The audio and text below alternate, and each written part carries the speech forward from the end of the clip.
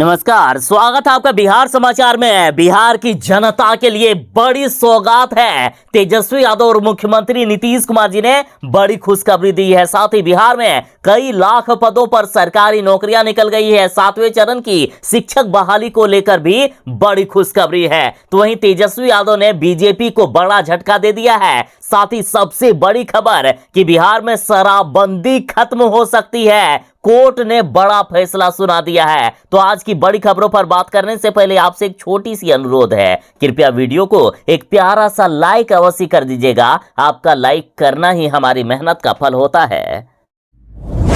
नीतीश कुमार जी का बिहार में सबसे खराब काम है तो वो है शराबबंदी। दरअसल ये कोर्ट का कहना है। कोर्ट ने कहा है कि नीतीश कुमार ने शराबबंदी लागू करके बिहार के युवाओं को बर्बाद कर दिया है, बिहार को बर्बाद कर दिया है और अब शराबबंदी खत्म करने की मांग हो रही है। पटना हाईकोर्ट ने नीतीश कुमार जी के शराबबंदी को लेकर खूब नाराजगी जताई है। पटना हाईकोर्ट ने कहा कि बिहार में शराब माफिया पर एक्शन नहीं होता है, लेकिन ड्राइवर खलासी को अभियुक्त जरूर बना दिया जाता है। बिहार में ये कैसी शराबबंदी है? यहाँ शराब तस्करों को पुलिस और नेता का साथ मिल रहा है। पटना हाईकोर्ट ने कहा कि बिहार के युवा बर्बाद हो गए हैं। कोर्ट ने कहा है कि इस कानून के कारण सबसे ज्यादा 18 से 35 साल के लोग जेल गए हैं और यहाँ तक कि 18 साल से कम उम्र के भी लड़के इस जाल में फंस गए। यही एक शराबबंदी है जिसके कारण बिहार बर्बाद हुआ है। बिहार में तरह तरह के क्राइम बढ़ गया है। बिहार में गाड़ियों की चोरी, नंबर प्लेट, इंजन, चेचिस बदलने और फर्जी गाड़ी का रजिस्ट्रेशन कराने का भी ग्राफ बढ़ा हुआ है ताकि ये सब करके चोरी का शराब बेचा जा सके। साथ ही पटना हाईकोर्ट ने कहा है कि बिहार सरकार जो जहरीली शराब को पकड़ के नष्ट करती है तो इससे भूमि की उर्वरता पर भी घातक प्रभाव पड़ता है। शराब में मिले हुए रासायनिक पदार्थ माइक्रो ऑर्गेनिज्म पर असर डालता है जिससे भूमि की उपजाऊ क्षमता खत्म होती है और इसका असर पेयजल पर भी पड़ता है जिससे कैंसर और अन्य घातक बीमारियां होती है। यानी पटना हाईकोर्ट ने कहा है कि बिहार सरकार जो शराब पकड़ पकड़ कर नष्ट कर रही है ना, तो इससे भी लोगों में कैंसर जैसे गंभीर बीमारियां तक हो जाती है। साथ ही कोर्ट ने कहा है कि जहरीली शराब से बिहार में मौतों की संख्या बढ़ी है जिसका सीधा सीधा दोषी बिहार सरकार है क्योंकि वो ठीक से शराबबंदी लागू ही नहीं कर पाई। पटना हाईकोर्ट में नीतीश कुमार जी को शराबबंदी को लेकर खूब फटकारा गया है। तो बिहार में अब बीजेपी वाले भी एक्शन में आ गए हैं। बीजेपी वाले कह रहे हैं कि नीतीश कुमार जी यदि बिहार को बचाना है, बिहार को बख्श दीजिए और शराबबंदी को खत्म कर दीजिए। बिहार में शराबबंदी कानून खत्म होगा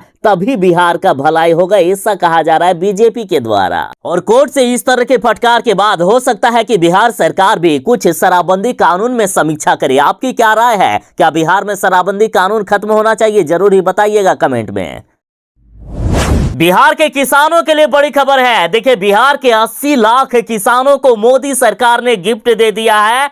2,000 रुपए किसानों के खाते में भेज दिए गए हैं। पीएम किसान सम्मान निधि योजना को लेकर बड़ी खबर है। किसानों के खाते में 2,000 रुपए भेज दिए गए हैं। आप जितनी जल्दी हो सके चेक जरूर ही कर लीजिएगा। आपके भी खाते में पैसे आ गए होंगे यदि आप किसान सम्मान निधि में रजिस्टर हैं तो आखिर किस तरह से मैसेज आता है ये भी बता देता हूं। तो देखिए, इस तरह से VKCBSSBI करके मैसेज आएगा। इसको ओपन करोगे तो इस तरह से लिखा हुआ आएगा कि डियर कस्टमर, डीबीटी या government payment of Rs 2000 created to your account number दिया हुआ रहेगा। बिहार के कुछ लोगों ने KYC नहीं करवाया है, उनको थोड़ी दिक्कत हो रही है। नहीं तो यदि इस तरह के मैसेज आपके मोबाइल नंबर पर आए हैं तो आपके भी खाते में 2,000 रुपए क्रेडिट कर दिए गए हैं। और यदि मैसेज नहीं आया है तो आप अपने खाते का स्टेटमेंट जरूर ही चेक कर लीजिएगा, आपको 2,000 रुपए मिल गए होंगे। दिवाली से पहले बिहार के 80 लाख किसानों को सरकार ने गिफ्ट दे दिया है। किसानों के खाते में 2,000 रुपए की राशि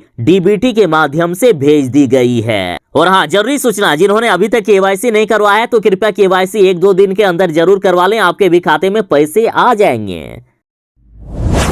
बिहार के शिक्षकों की अब धैर्य की सीमा टूट रही है। 7वें चरण की शिक्षक नियोजन जल्द शुरू करने को लेकर सभी शिक्षक संघ एक साथ मांग किए हैं। साथ ही कहे हैं कि तमाम गतिरोधों को दूर करते हुए जल्द से जल्द नियोजन प्रक्रिया शुरू नहीं हुई तो इस बार अब बड़ा आंदोलन होगा। तो वहीं सरकार की माने तो देखिए, शिक्षा मंत्री जी ने बड़ा ऐलान कर दिया है कि 7वें चरण की शिक्षक बहाली प्रक्रिया शुरू अवश्य होगी और यह बहाली प्रक्रिया दिसंबर के अंत तक या जनवरी तक शुरू हो सकती है।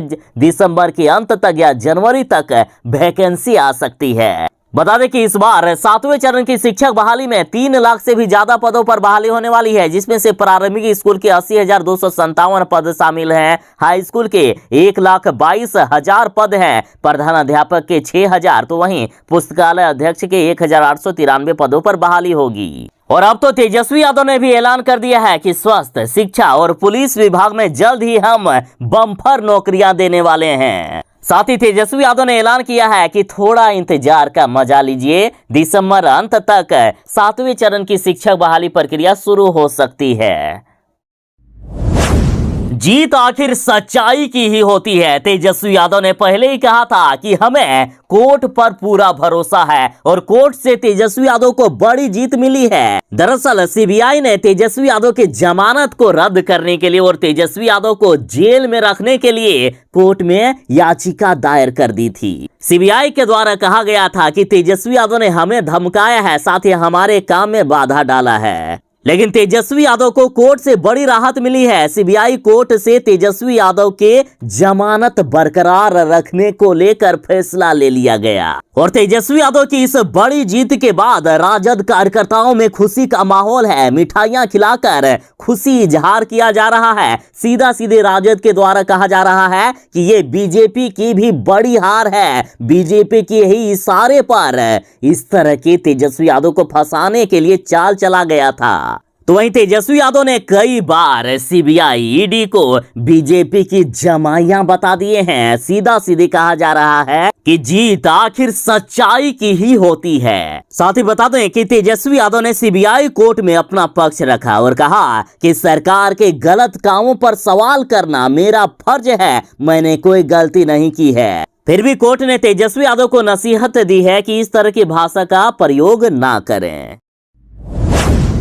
बिहार में डेंगू का प्रकोप बढ़ता जा रहा है। डेंगू अब मौत का दूसरा नाम बन गया है। बिहार में कोरोना से भी ज्यादा खतरनाक तरीके से डेंगू बढ़ रहा है। कोविड जब सबसे खतरनाक स्थिति यानी सबसे पीक पर था तो 32% ही संक्रमण दर थी, यानी 100 लोगों की जांच की जाती थी तो उसमें 32 लोग संक्रमित पाए जाते थे। लेकिन डेंगू की पॉजिटिविटी 50% से भी ज्यादा हो गई है, यानी 100 लोगों की यदि जांच हो रही है तो इसमें 50 से भी ज्यादा लोग डेंगू संक्रमित मिल रहे हैं। पटना में इतनी भयावह स्थिति है कि पटना में अब तक डेंगू के 3,155 मरीज मिल गए हैं। तो वहीं कोरोना की तरह ही अस्पतालों में बेड नहीं मिल रहे हैं। सरकारी अस्पताल तो छोड़िए, प्राइवेट अस्पतालों में भी बेड फुल हो चुके हैं। डेंगू का संक्रमण हर दिन तेजी से बढ़ रहा है। हर दिन डेंगू रिकॉर्ड पर रिकॉर्ड बना रहा है और लगातार बिहार में डेंगू से अब मौतें होने लगी है। सिर्फ पटना ही नहीं, बिहार के कई जिलों में मौत हो चुकी है। अब तक 3 स्कूली बच्चों की भी मौत हो चुकी है। हालात इतनी खराब है, पटना की बात करें तो पटना में हर दूसरे घर में बुखार से पीड़ित हैं लोग। तो जरा बच के रहिएगा साहब, डेंगू जानलेवा हो गया है।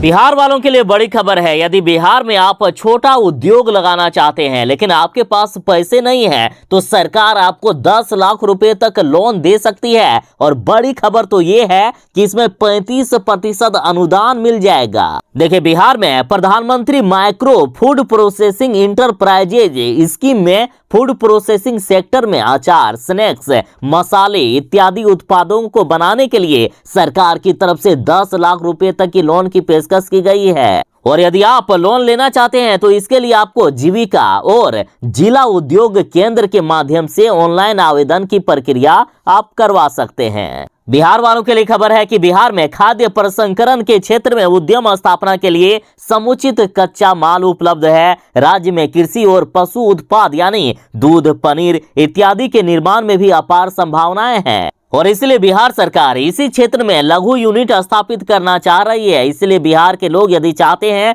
तो आप लोन ले सकते हैं। यदि आप खुद भी चाहें तो आवेदन कर सकते हैं। ऑनलाइन आवेदन करने के लिए आपको आधिकारिक वेबसाइट pmfme.mofpi.gov.in पर जाना होगा। वैसे वेबसाइट का लिंक आपको वीडियो के डिस्क्रिप्शन में भी दे दिया जाएगा।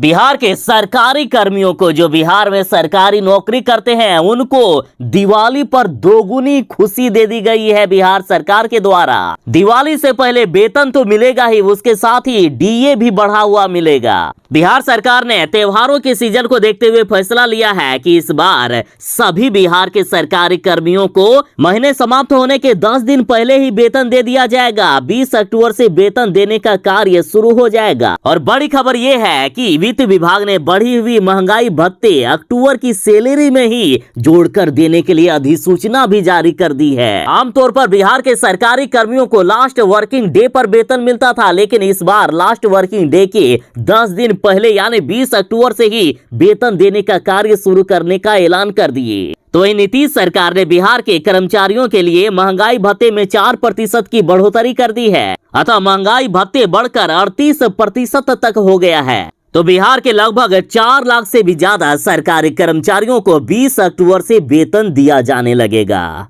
तो इसी बात पर वीडियो को एक लाइक अवश्य कीजिएगा।